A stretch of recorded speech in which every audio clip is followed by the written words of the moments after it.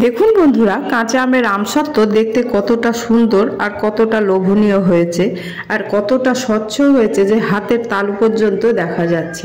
নমস্কার বন্ধুরা, রিনা রসুই আপনাদের সবাইকে স্বাগত। আশা করছি আপনারা সকলেই ভালো আছেন। তো আজকে আমি আপনাদের তৈরি করে দেখাবো কাঁচা আমের আমসত্ত্ব। ভিডিওটি প্রথম থেকে শেষ অবধি দেখার অনুরোধ রইল। এখানে নিয়েছি 5টা কাঁচা আমগুলোকে আমি ধুয়ে রেখেছি, এরপরে ছাড়িয়ে নেব।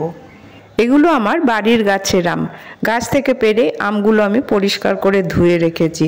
এখন বাজারে বা বাড়ির বাগানে বাড়ির গাছে প্রচুর আম, তাই এই কাঁচা আম থেকে বানিয়ে নিতে পারেন শরবত, মোরব্বা, আচার, জেলি, যে যেভাবে বানিয়ে রাখতে পারেন। আমগুলো ছাড়ানো হয়ে গেছে, এবারে এগুলোকে ছোট ছোট টুকরো করে কেটে নেব। প্রথমে 2 টুকরো করছি, তারপরে ওর মধ্যে যে বীজগুলো আছে সেগুলো ফেলে দেব, তারপরে ছোট ছোট টুকরো করে নিচ্ছি।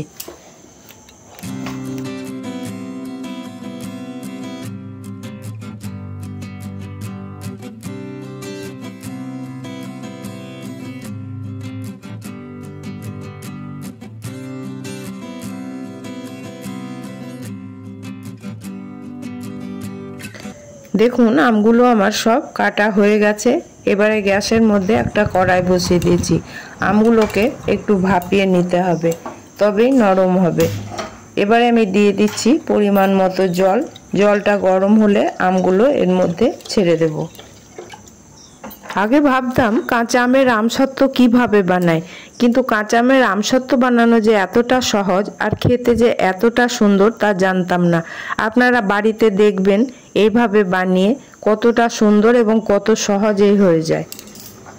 দেখুন, মনে হচ্ছে আমগুলো সেদ্ধ হয়ে গেছে। একটা খুন্তির সাহায্যে আমগুলো কেটে দেখব সেদ্ধ হয়েছে নাকি।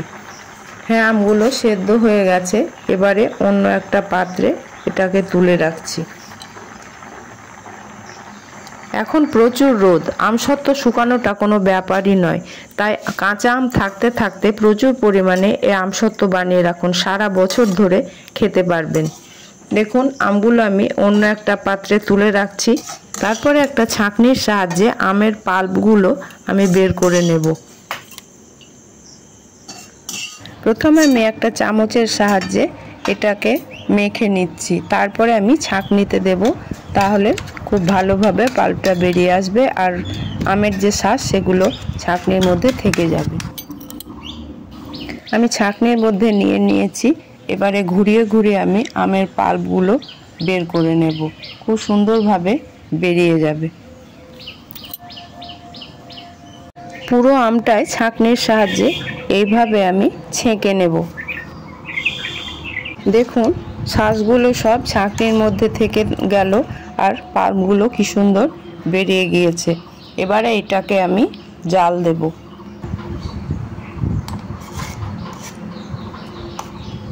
গ্যাসের মধ্যে একটা কড়াই বসিয়ে দিয়েছি আর নিয়েছি আখের গুড়। এই আমসত্ত্বটা আমি আখের গুড় দিয়ে করব। এবারে আমি এখানে দিয়ে দিচ্ছি পরিমাণ মতো আখের গুড়। যে যেমন মিষ্টি খেতে চাইবেন সেই রকম দেবেন।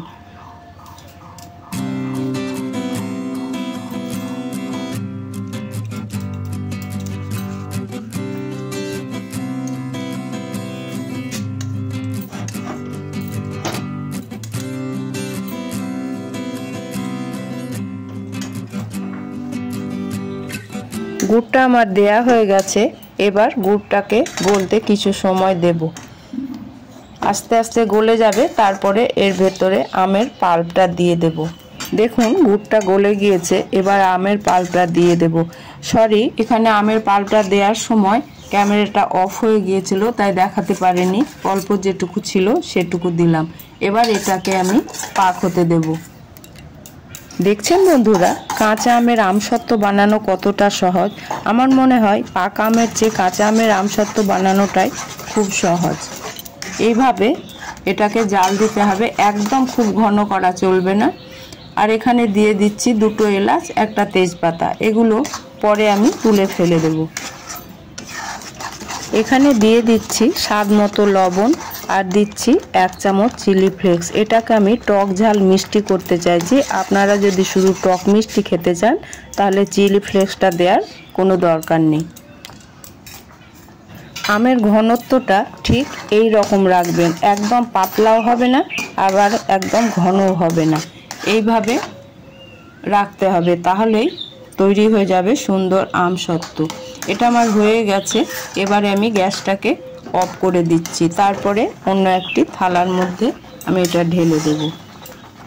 এখানে একটা স্টিলের থালা নিয়ে নিয়েছি, তার মধ্যে আমি কিছুটা সর্ষের তেল মাখিয়ে নেব, যাতে আমসত্ত্বটা তোলার সময় কোনো রকম অসুবিধা না হয়। দেখুন থালায় তেলটা মাখানো হয়ে গেছে। এবারে আমি এই থালার মধ্যে আমসত্ত্বটা ঢেলে দিচ্ছি, ঢেলে দিয়ে চারিদিকে ছড়িয়ে দেব যাতে এক জায়গায় জমে না থাকে। তারপরে এটা আমি রোদেই শুকাবো। আমি 2টো রোদ দেব, তাহলে আমসত্ত্বটা তৈরি হয়ে যাবে, কারণ এখন প্রচুর রোদ, এখন ফ্যানের সাহায্যে শুকানোর কোনো প্রয়োজনই নেই এবং রোদে শুকালে এটা খুব ভালো থাকবে। দেখুন বন্ধুরা, 2 দিন বাদে ফিরে এলাম। আমসত্ত্বটা কি দারুণ হয়েছে, দেখতেও যেমন হয়েছে এবং শুকিয়েওছে দারুণ। রেসিপিটি আপনাদের কেমন লাগলো অবশ্যই জানাবেন। ভালো লাগলে লাইক, কমেন্ট ও অনেক বেশি বেশি করে শেয়ার করবেন এবং অবশ্যই বাড়িতে একবার বানিয়ে দেখবেন। আমার চ্যানেলটিকে যারা সাবস্ক্রাইব করেছেন তাদেরকে অসংখ্য ধন্যবাদ। আর আমার চ্যানেলে যারা নতুন তাদের কাছে অনুরোধ, আমার এই ছোট্ট চ্যানেলটিকে সাবস্ক্রাইব করে আমার পাশে থাকার জন্য। পাশে থাকা বেল আইকনটা অবশ্যই অন করে রাখবেন। আমি যেসব নিত্য নতুন রান্নার ভিডিও আপলোড করব তার নোটিফিকেশন সবার আগে পাওয়ার জন্য।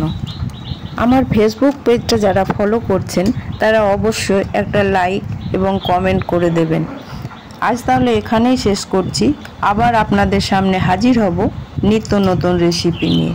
আপনারা ভালো থাকবেন, সুস্থ থাকবেন, আমার পাশে থাকবেন। ধন্যবাদ।